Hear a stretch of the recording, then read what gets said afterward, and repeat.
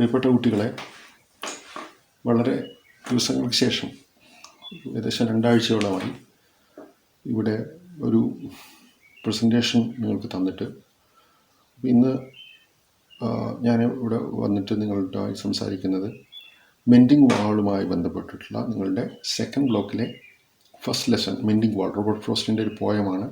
അതുമായി ബന്ധപ്പെടുത്തി കുറച്ച് കാര്യങ്ങൾ നിങ്ങളുടെ വിക്ടേഴ്സ് ചാനലിലെ ലെസൺ നിങ്ങൾ കേട്ട ശേഷം നിങ്ങൾക്ക് മനസ്സിലായ കാര്യങ്ങളുമായി ബന്ധപ്പെടുത്തി നിങ്ങൾക്ക് മനസ്സിലാക്കി വെക്കുവാനുള്ള കുറച്ച് കാര്യങ്ങൾ ഞാനിവിടെ പ്രസൻറ്റ് ചെയ്യാൻ പോവുകയാണ്.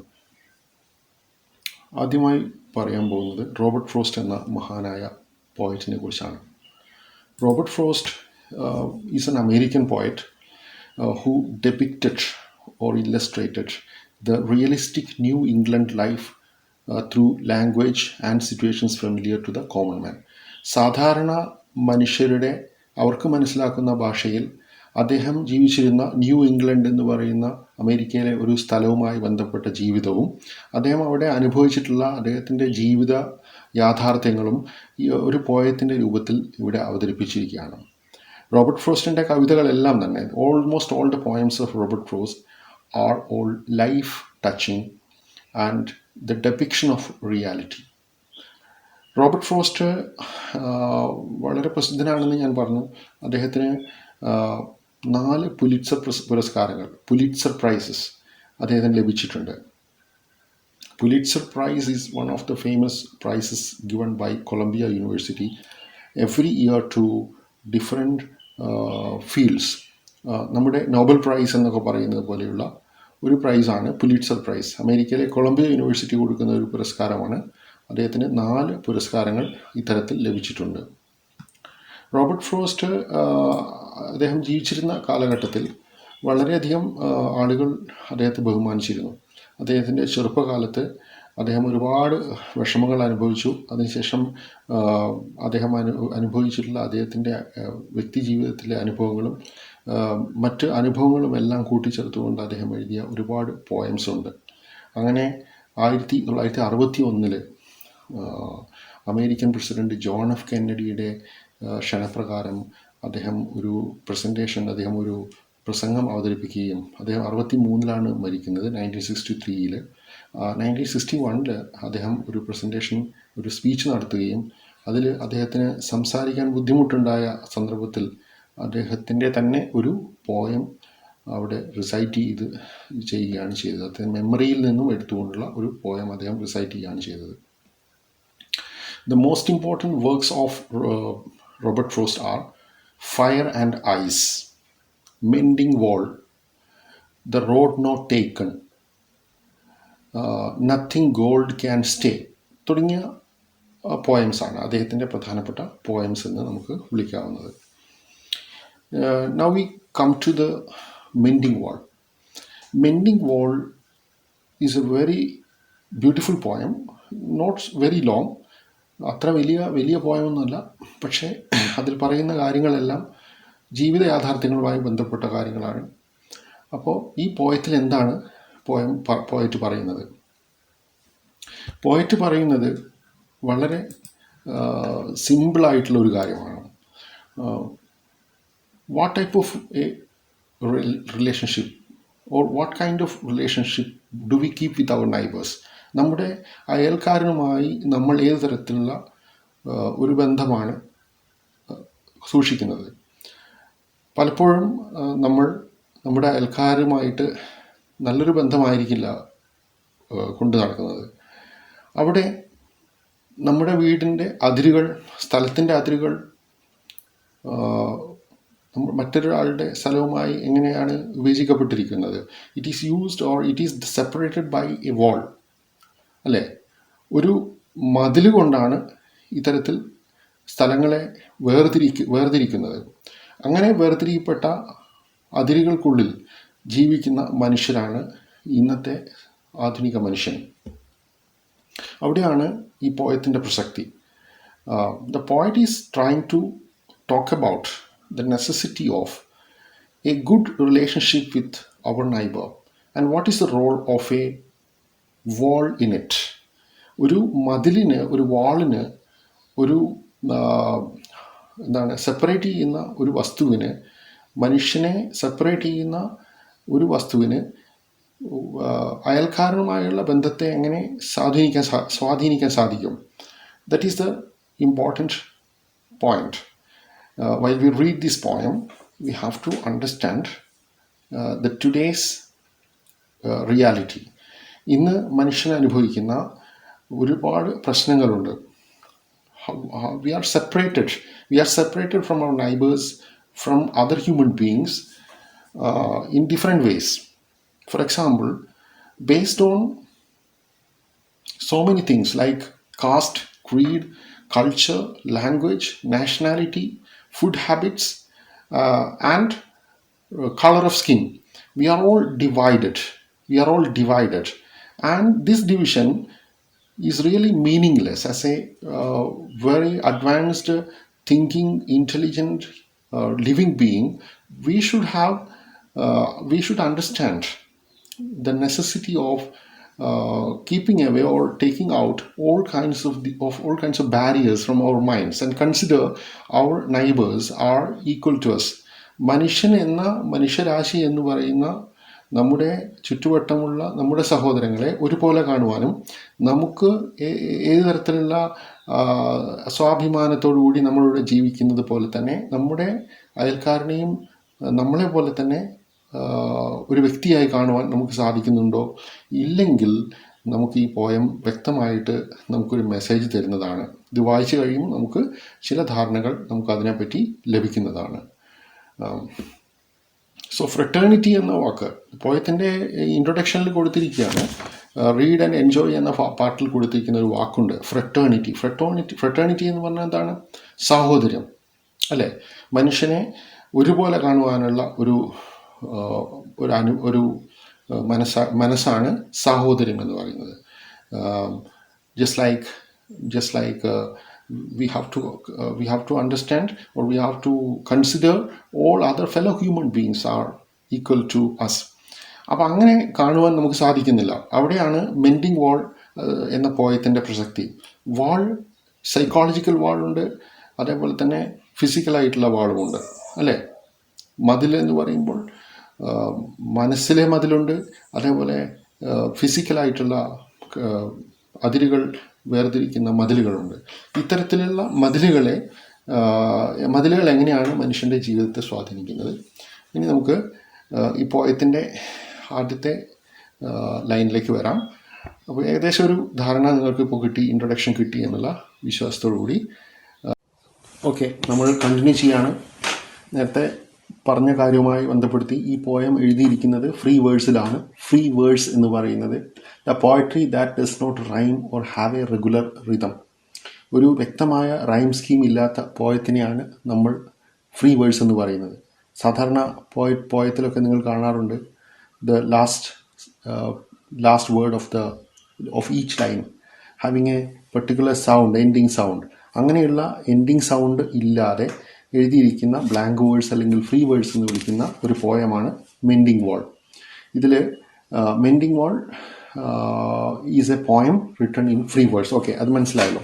ഇനി നമ്മൾ ഫസ്റ്റ് ലൈനിലേക്ക് പോവുകയാണ്. Something there is that doesn't love a wall. ഒന്നാമത്തെ ലൈനിൽ പറയുന്നൊരു കാര്യം, ഈ പോയറ്റ് താമസിക്കുന്ന സ്ഥലവും അദ്ദേഹത്തിൻ്റെ നെയ്ബർ താമസിക്കുന്ന സ്ഥലവും രണ്ടിനെയും സെപ്പറേറ്റ് ചെയ്യുന്ന ഒരു മതിലുണ്ട്, ഒരു വാൾ. ആ വാള് എല്ലാ വർഷവും ഒരു പ്രത്യേക സീസണിൽ, ഒരു പ്രത്യേക സമയത്ത് പൊളിഞ്ഞു പോകാറുണ്ട്. ആ പൊളിഞ്ഞു പോകുന്നതിൻ്റെ കാരണം എന്താണ്? What's a reason behind the destruction of the wall? അതാണ് ഇവിടുത്തെ പശ്ചാത്തലം, ഒരു പ്രത്യേക സാഹചര്യം. അവിടെയാണ് പോയിട്ട് ചോദിക്കുന്നത്, something there is that doesn't love a വാൾ. എന്തോ ഒരു ശക്തി, എന്താണെന്ന് വ്യക്തമല്ല, ഒരു ശക്തി ഈ മതിൽ പൊളിയുവാൻ കാരണമായിട്ടുണ്ട്. അതാരാണ് എന്ന് കണ്ടുപിടിക്കാൻ ശ്രമിക്കുകയാണ് poet. Something is A force. ആ സംതിങ് എന്ന് പറയുന്നത് ഒരു ഫോഴ്സാണ്, ഒരു ശക്തിയാണ്, ഒരു ശക്തിയാണ്, ഒരു ആനിമേറ്റോ ഇനാനിമേറ്റോ ആയിട്ടുള്ള, ഒരു ജീവനുള്ളതോ ജീവനില്ലാത്തതുമായ ഒരു സംഗതിയാണ്, ഒരു ശക്തിയാണ് അതിന് മുന്നിൽ പ്രവർത്തിക്കുന്നത്. Which is not specified. അതെന്താണെന്ന് നമുക്ക് കാണാൻ സാധിക്കില്ല. Which breaks the wall. നമുക്ക് അറിയില്ല എന്താ കാരണം. which separates the property of the poet and his neighbor. പോയറ്റിൻ്റെയും അദ്ദേഹത്തിൻ്റെ അയൽക്കാരൻ്റെയും പ്രോപ്പർട്ടീസ് അല്ലെങ്കിൽ സ്ഥലത്തെ സ്വത്തിനെ വേർതിരിക്കുന്ന ആ മതിൽ എല്ലാ വർഷവും ഒരു പ്രത്യേക സമയത്ത് പൊളിഞ്ഞു പോകുന്നതിൻ്റെ കാരണം എന്താണ് എന്ന് പോയിട്ട് ചോദിക്കുന്നു. That sends the frozen ground swell under it and spills the upper boulders in the sun. ഒന്നാമതായി അദ്ദേഹം ആശ്വസിക്കുകയാണ്, ഇതായിരിക്കാം കാരണം. ഒന്നാമതായി അദ്ദേഹം മനസ്സിൽ കരുതുന്നു, ഒരു സയൻറ്റിഫിക് റീസൺ ആണ് അദ്ദേഹം പ്രപ്പോസ് ചെയ്യുന്നത്.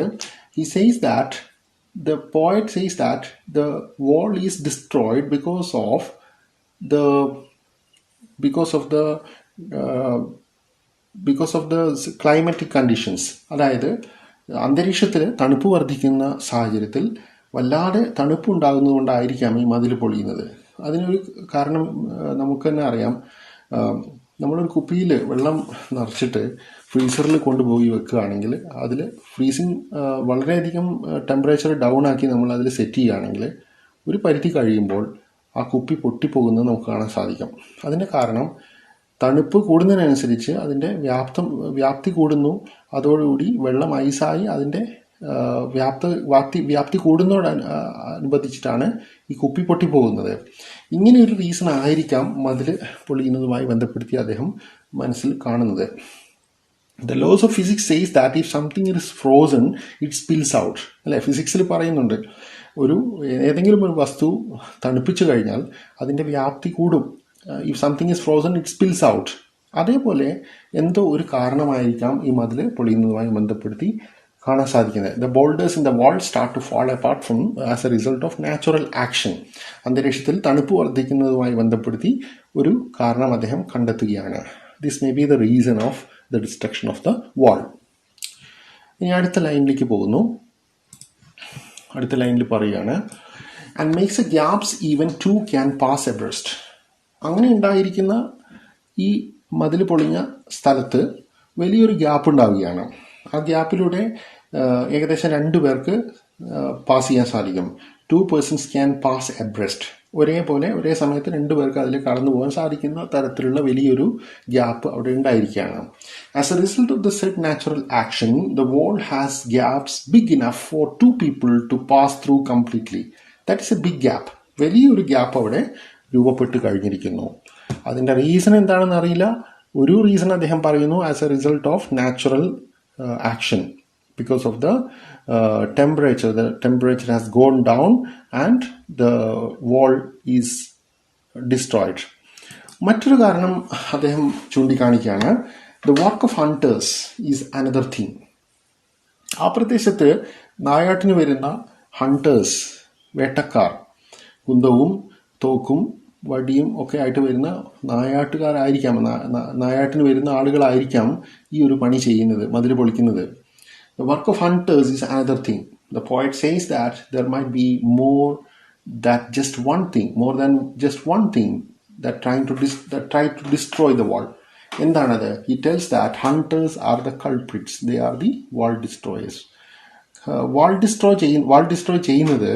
ഡിസ്ട്രോയ് ചെയ്യുന്നത് ആരായിരിക്കാം? ഹണ്ടേഴ്സ്. അപ്പം അങ്ങനെയൊരു പ്രൊപ്പോസിഷൻ അദ്ദേഹം മുന്നോട്ട് വെക്കുകയാണ്. സംശയം മാത്രമാണ്, കൃത്യമായിട്ട് അദ്ദേഹം പറയുന്നില്ല. ഒരു കാരണം അദ്ദേഹം ചൂണ്ടിക്കാണിക്കുന്നത്. ആദ്യം പറയുന്നത് നാച്ചുറൽ റീസൺ ആണ്. രണ്ടാമത്തത് hunters, the work of hunters. ഇനി ഹണ്ടേഴ്സ് എന്താ ചെയ്യുന്നത്? അതിനു മുമ്പ് അദ്ദേഹം പറയുന്നു, I have come after them and made repair when they have left one stone on a stone. അതായത് ഈ പ്രവൃത്തി ചെയ്ത ശേഷം ഹണ്ടേഴ്സ് തിരിച്ചു പോകുമല്ലോ. അങ്ങനെ തിരിച്ചു പോകുന്ന സന്ദർഭത്തിൽ ഇദ്ദേഹം എന്ത് ചെയ്യുന്നു? അദ്ദേഹത്തിൻ്റെ നൈബേഴ്സിനെയും കൂട്ടിക്കൊണ്ടുവന്ന് ഈ ഒരു മതിൽ റിപ്പയർ ചെയ്യാണ്. Wall destruction is a common occurrence. എല്ലാ വർഷവും ഒരു പ്രത്യേക സമയത്ത് ഉണ്ടാകുന്ന പ്രവൃത്തിയാണിത്. എല്ലാ വർഷവും ഉണ്ടാവാറുണ്ട് വാൾ ഡിസ്ട്രക്ഷൻ. മതിൽ പൊളിഞ്ഞു പോകുന്നു, അതിന് കാരണം അറിയില്ല. അത് ഹണ്ടേഴ്സ് ആണെന്ന് അദ്ദേഹം മനസ്സിൽ കരുതാണ്. The hunters are like 4-year-old children, play all the time. The poet rebuilds the wall by placing one stone upon other like a parent. ഒരു കുട്ടികൾ എങ്ങനെയാണ് യാതൊരു ബോധവുമില്ലാതെ കളികളിൽ ഏർപ്പെടുന്നത്? അവരെന്ത് ചെയ്യുന്നു? മതിൽ പൊളിച്ചു കളയാണ്. എങ്ങനെയാണോ മതിൽ പൊളിക്കുന്നത് ഹണ്ടേഴ്സിനെ 4 വയസ്സായ കുട്ടികളായിട്ട് കമ്പയർ ചെയ്യുമ്പോൾ പോയറ്റിനെ അവരുടെ പാരൻ്റായിട്ട് കമ്പയർ ചെയ്യാണ്. എന്തെങ്കിലും കുസൃതിത്തരം ഒപ്പിച്ച് വെക്കുമ്പോൾ അവിടെ പാരൻസ് ചെന്നിട്ട് അതിനെ പഴയ പോലെ ആക്കുമല്ലോ. അതേപോലെ the hunters are like 4-year-old children, play all the time. The hunters come here in the property and the wall is destroyed. Soon after they leave, the poet has a parent who comes to the place and rebuilds the wall. ഇത്രയുമാണ് അവർ അവിടെ ചെയ്യുന്നത്. അതിനുശേഷം പറയുന്ന മറ്റൊരു reason എന്ന് പറയുന്നത് ഈ hunters എന്തിനാണ് അവിടെ വന്നിട്ട് ഇങ്ങനെ വാള് ഡിസ്ട്രോയ് ചെയ്യുന്നത്. They would have the rabbit out of hiding to please the yelping dogs and gaps I mean. ഇങ്ങനെ മതിൽ പൊളിച്ച് കഴിഞ്ഞ് റിപ്പയർ ചെയ്യുന്ന സമയത്ത് പോയറ്റ് മനസ്സിൽ കരുതുന്ന ഒരു കാര്യമാണ് the hunters destroy the wall to satisfy the yelping dogs. അവരുടെ ഈ ഹണ്ടേഴ്സിൻ്റെ കൂടെ വരുന്ന വേട്ടനായ്ക്കളുണ്ട്. ആ വേട്ടനായ്ക്കൾക്ക് വിശക്കുമ്പോൾ ആ വിശപ്പ് മാറ്റാൻ വേണ്ടി മതിലിൻ്റെ ഉള്ളിലൊക്കെ ഒളിച്ചിരിക്കുന്ന ചെറിയ മുയൽക്കുഞ്ഞുങ്ങളെ പിടിച്ചു കൊടുക്കാൻ വേണ്ടിയിട്ടായിരിക്കാം ഒരുപക്ഷെ മതിൽ പൊളിച്ചിട്ടുണ്ടാവുക. അപ്പോൾ അവരെ കുറ്റം പറയാൻ പറ്റുമോ? We cannot blame them because they destroy the wall to take out the bunnies. Bunnies എന്ന് പറഞ്ഞാൽ ചെറിയ മുയലിൻ്റെ കുട്ടികളാണ്. അങ്ങനെയുള്ള മുയൽക്കുട്ടികളെ പിടിച്ചു കൊടുക്കാൻ വേണ്ടിയിട്ടായിരിക്കാം ഒരുപക്ഷെ ഈ ഹണ്ടേഴ്സ് ഈ മതിൽ പൊളിച്ചിട്ടുണ്ടാവുക. അപ്പോൾ അങ്ങനെ പലവിധ കാരണങ്ങൾ അദ്ദേഹം മനസ്സിലിങ്ങനെ കാണുകയാണ്. They are merely trying to please the yelping dogs, not destroying the wall. ഒരു കാരണവശാലും അവർ മതിൽ പൊളിക്കണമെന്ന ഉദ്ദേശം അവർക്കില്ല. പകരം അവരുടെ മനസ്സിലുള്ള ഒരു ഉദ്ദേശം എന്ന് പറയുന്നത് ടു സാറ്റിസ്ഫൈ ദി യെൽപ്പിംഗ് ഡോഗ്സ്. ഈ വേട്ടനായ്ക്കളുടെ വിശപ്പകറ്റാൻ മാത്രമാണ് ഈ മതിൽ പൊളിച്ചിരിക്കുന്നത്. No one has seen the maid or heard the maid, but at spring mending time we find them there. എല്ലാ വർഷവും ഒരു പ്രത്യേക സാഹചര്യത്തിൽ സ്പ്രിംഗ് സീസൺ എന്ന് പറയുമ്പോൾ നാച്ചുറലി മാർച്ച് ഏപ്രിൽ മെയ് മാസങ്ങളാണ്. ഈ ഒരു മാസങ്ങളിലാണ് ഈ ആളുകളെ അവിടെ കാണാറുള്ളത്. അവരുടെ സാന്നിധ്യം മനസ്സിലാക്കിയിട്ടുള്ളത് സ്പ്രിംഗ് സീസണിലാണ്. പ്രധാനമായിട്ടും 4 സീസൺസ് ആണുള്ളത്: സ്പ്രിംഗ്, സമ്മർ, ഓട്ടം, വിൻ്റർ. സ്പ്രിംഗ് സീസൺ എന്ന് പറയുന്നത് മാർച്ച് ഏപ്രിൽ മെയ്, സമ്മർ എന്ന് പറയുന്നത് ജൂൺ ജൂലൈ ഓഗസ്റ്റ്, ഓട്ടം എന്ന് പറയുന്നത് സെപ്റ്റംബർ ഒക്ടോബർ നവംബർ, വിൻ്റർ നമുക്കറിയാം ഡിസംബർ ജനുവരി ഫെബ്രുവരി. അപ്പോൾ മാർച്ച് ഏപ്രിൽ മെയ് മാസങ്ങളിൽ മതിൽ പൊളിയാറുണ്ട്. അവിടെ ഹണ്ടേഴ്സ് വരാറുണ്ട്. ഹെൽപ്പിംഗ് ഡോഗ്സിന് സാറ്റിസ്ഫൈ ചെയ്യാൻ വേണ്ടി യങ് ബണ്ണീസിനെ അല്ലെങ്കിൽ ചെറിയ മുയൽക്കുട്ടികളെ പിടിച്ചു കൊടുക്കാറുണ്ട്. So it is all a regular routine. Every year it happens. The mysterious something is a hidden force. No one sees or hears it, makes gap in the wall. നേരത്തെ തുടക്കത്തിൽ പറഞ്ഞ പോലെ ഏതോ ഒരു അജ്ഞാത ശക്തി ഇതിന് പിന്നിൽ പ്രവർത്തിക്കുന്നുണ്ട്. അത് നാച്ചുറൽ റീസൺ ആകാം, അല്ലെങ്കിൽ മറ്റൊരു റീസണായിട്ട് പറയുന്നത് ഹണ്ടേഴ്സാണ്. ഹണ്ടേഴ്സ് എന്തിനു ചെയ്യുന്നു എന്ന് നമുക്ക് കാണാൻ സാധിക്കുന്നു. They are trying to please the dogs. Every spring season we see them active in the area. A lot of shouting and barking is heard there. എല്ലാ വർഷവും ഈ സ്പ്രിംഗ് സീസണിൽ പോയറ്റിൻ്റെ വീട്ടിൽ നിന്നും അദ്ദേഹത്തിന് കേൾക്കാൻ സാധിക്കുന്നു. Some activities are going on in that area. Maybe the hunters are just breaking the wall and taking out the small bunnies to feed the dogs. അങ്ങനെ എല്ലാ വർഷവും ഈ ഒരു പ്രവൃത്തി നടന്നുകൊണ്ടിരിക്കുന്നു. മതിൽ പൊളിച്ച മതിൽ ഇദ്ദേഹം വന്നിട്ട് റിപ്പയർ ചെയ്യുന്നു. അങ്ങനെ റിപ്പയർ ചെയ്യാൻ വേണ്ടി അദ്ദേഹം ചില പ്രവൃത്തികൾ ചെയ്യുന്നുണ്ട്. എന്താണത്? He informs or I let neighbour know beyond the hill. അദ്ദേഹത്തിൻ്റെ അയൽക്കാരൻ കുറച്ച് ദൂരെയാണ് താമസിക്കുന്നത്. അവിടേക്ക് ആളെ അയച്ചിട്ട് അദ്ദേഹത്തോട് വരാൻ പറയുന്നു. I let the neighbour know, എൻ്റെ അയൽക്കാരനെ ഞാൻ വിവരം അറിയിക്കുന്നു. അദ്ദേഹം അവിടെ വരുന്നു. രണ്ടുപേരും മതിലിൻ്റെ ഇരുവശത്തുമായി നിൽക്കുന്നു. And on a day we meet to walk in the line. രണ്ടുപേരും അതിർത്തിയുടെ അപ്പുറത്തും ഇപ്പുറത്തും നിന്നുകൊണ്ട് കല്ലുകൾ പെറുക്കി വെച്ച് മതിൽ പഴയ പോലെ യഥാസ്ഥിതി റിപ്പയർ ചെയ്യുന്നു. And set the wall between us once again. We keep the wall between us as we go. അവരുടെ രണ്ട് സൈഡിലുമുള്ള വീണ് കിടക്കുന്ന കല്ലുകൾ എടുത്ത് മതിൽ പഴയ പോലെ പൂർവ്വസ്ഥിതിയിൽ ആക്കി വെച്ചിട്ട് അവർ വീട്ടിലേക്ക് പോകുന്നു. The speaker has got a neighbor. He lives beyond the hills. Once again I tell you, the speaker has got a neighbor. He lives beyond the hills. And in every spring season, every year, the speaker tells him that the wall needs a repair, and the two walk the whole length of the wall and repair the wall as they go. തിരിച്ച് വീട്ടിലേക്ക് പോകുമ്പോഴേക്കും അവർ ആ മതിൽ പഴയ പോലെ repair ചെയ്തിട്ടുണ്ടാകും. ഇനി ഈ പണി അത്ര എളുപ്പമാണോ? ഈ മതിൽ പഴയ പോലെ ആക്കുക എന്നുള്ളത് അത്ര എളുപ്പമാണോ? അല്ല. To each the boulders that have fallen to each, and some are loaves and some are nearly bowls. It's a very difficult task because the stones used in building the wall are natural stones. They are not even shaped stones. Some are boulders, some are stones. Some are boulders, some are loaves. ഇതിൽ ഉപയോഗിച്ചിരിക്കുന്ന കല്ലുകളെല്ലാം വിവിധ തരത്തിലുള്ള രൂപത്തിലുള്ളവയാണ്. ചിലവ ഉരുണ്ടതാണ്, ചിലത് വളരെ നീണ്ടതാണ്. അപ്പം അങ്ങനെയുള്ള പലതരത്തിലുള്ള കല്ലുകൾ ഉപയോഗിച്ചതുകൊണ്ട് ഈ മതിലിന്റെ പണി വളരെ ബുദ്ധിമുട്ടുള്ള ഒരു കാര്യമാണ്. The speaker and the neighbor walk the length of the wall, pick up the boulders of different shapes and place them on the wall. പല വിധത്തിലുള്ള രൂപത്തിലുള്ള കല്ലുകൾ എടുത്ത് ഈ മതില് റിപ്പയർ ചെയ്യാൻ ശ്രമിക്കുന്നു. Some are round and some are lows. Speaker says, pay serious attention to fix the wall. ഈ പ്രവൃത്തി ചെയ്യുന്ന പോയറ്റ് വളരെ ബുദ്ധിമുട്ടിയിട്ടാണ് ഈ ഒരു കാര്യം ചെയ്യുന്നത്.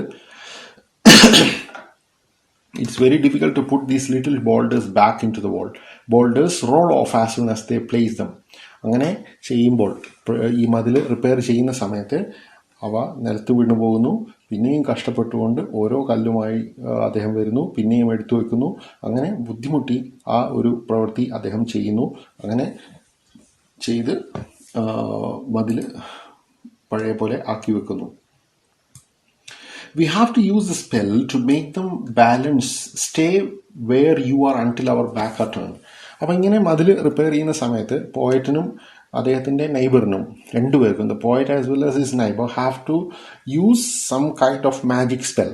അവർ ചില പ്രവൃത്തികൾ, അതായത് സൂപ്പർസ്റ്റീഷ്യസ് ആണെന്ന് തോന്നുമെങ്കിലും ചില മാജിക്കൽ ആയിട്ടുള്ള ചില കാര്യങ്ങൾ അവിടെ ചെയ്യുന്നുണ്ട്. ഒന്ന്, they used to chant the words, stay where you are until our back are turned. ഞങ്ങൾ തിരിച്ച് വീട്ടിലേക്ക് പോകുന്നവരെയെങ്കിലും കല്ലുകളെ നിങ്ങൾ അവിടെ തന്നെ നിൽക്കൂ എന്ന് പറഞ്ഞുകൊണ്ട് കല്ലുകളെ അവിടെ നിർത്തുവാനുള്ള ഒരു പ്രവൃത്തി, ഒരു മാജിക് അവിടെ ഉപയോഗിക്കുകയാണ്. Replacing the boulders is a very frustrating job. വളരെ ബുദ്ധിമുട്ടുള്ളൊരു ജോലിയാണ് കല്ലുകളെ യഥാസ്ഥിതി പഴയ പോലെ മതിൽ വയ്ക്കുക എന്നുള്ളത്. They have to chant, they have to talk to the little rocks. അവർ ഈ രണ്ടുപേരും കല്ലുകളോട് ഉച്ചത്തിൽ സംസാരിക്കുന്നത് നമുക്ക് കേൾക്കാം. Stay where you are until our backs are turned. ആ ഉച്ചത്തിൽ സംസാരിക്കുന്ന വാക്കുകളാണ് നമ്മളിവിടെ കാണുന്നത് inverted കോമയിൽ. Stay where you are until our back are turned. അങ്ങനെ പറഞ്ഞുകൊണ്ട് മാന്ത്രിക ശക്തി ഉപയോഗിച്ചുകൊണ്ട് കല്ലുകളെ പഴയ സ്ഥിതിയിൽ അവിടെ ഉറപ്പിച്ചു നിർത്തുവാൻ അദ്ദേഹം ശ്രമിക്കുകയാണ്. അദ്ദേഹത്തിന്റെ നൈബറും ശ്രമിക്കുകയാണ്. Both of them are trying to keep the boulders and the stones on the wall. Magic spell is used to keep the mended wall as it is when they are sure that the wall will fall apart again soon, that they want the wall to stay intact. അങ്ങനെ വളരെ കഷ്ടപ്പെട്ട് കല്ലുകളെ അവിടെ നിർത്തുവാൻ അവർ ശ്രമിക്കുകയാണ്. നമ്മൾ ഏകദേശം പോയതിൻ്റെ പകുതി എത്തിക്കഴിഞ്ഞിരിക്കുന്നു. ഇനി അടുത്ത ഒരു കാര്യം കൂടി നമുക്ക് നോക്കാം. We wear our fingers rough with handling them, or just another kind of outdoor game, one on a side, it comes to little more. ഇങ്ങനെ മതിൽ റിപ്പയർ ചെയ്തുകൊണ്ടിരിക്കുന്ന സമയത്ത് പോയറ്റിൻ്റെയും അദ്ദേഹത്തിൻ്റെ നെയ്ബറിൻ്റെയും കൈകളൊക്കെ വളരെയധികം മുറിവുകളൊക്കെ പറ്റി വളരെയധികം വേദന ഉണ്ടാകുന്നൊരു സന്ദർഭമാണ്. Their hands got sore. മുറിവുകൾ പറ്റിയിരിക്കുന്നു, വ്രണങ്ങൾ ഉണ്ടായിരിക്കുന്നു by handling the rocks. The speaker likes the mending and participates in fixing the wall just like participating in a game. ഒരു റിച്വൽ അല്ലെങ്കിൽ ഒരു ഗെയിം കളിക്കുന്ന ലാഘവത്തോടു കൂടിയാണ് പോയറ്റ് ഈ ഒരു പ്രവൃത്തിയിൽ ഏർപ്പെട്ടിരിക്കുന്നത്. എങ്ങനെയാണോ ചെറിയ കുട്ടികൾ ഗെയിമിൽ ഏർപ്പെടുന്നത്, അതിന് പ്രത്യേക പർപ്പസ് ഇല്ലല്ലോ. While we play in a game, while we participate in a game, we don't have any purpose for participating in the game. Just like that, the poet fixes the wall for the sake of entertainment, not for keeping the wall as a permanent thing. So കൈകൾ മുറിഞ്ഞിട്ടുണ്ടെങ്കിലും ആ മുറിവെല്ലാം വേദനയെല്ലാം സഹിച്ചുകൊണ്ട് ആ ഒരു പ്രവൃത്തിയിൽ അദ്ദേഹം ഏർപ്പെടുന്നു. വെറുതെ ഒരു ലക്ഷ്യവുമില്ലാതെ ഒരു പ്രവൃത്തി അദ്ദേഹം ചെയ്യുകയാണ്. അടുത്ത ലൈനിലേക്ക് പോകാം. There where it is we do not need the wall, he is all pine and I am apple orchard. My apple trees will never get across and eat the cones under his pines, I tell him. അപ്പോൾ ഇവിടെ ഈ പ്രവൃത്തി ചെയ്യുന്ന സമയത്തൊക്കെ പോയിട്ട് അദ്ദേഹത്തിൻ്റെ നെയ്ബറിനോട് പറയുന്ന ഒരു കാര്യമുണ്ട്. എന്താണത്? In my property, in my land, I have apple trees, and in your land, you have got pine trees.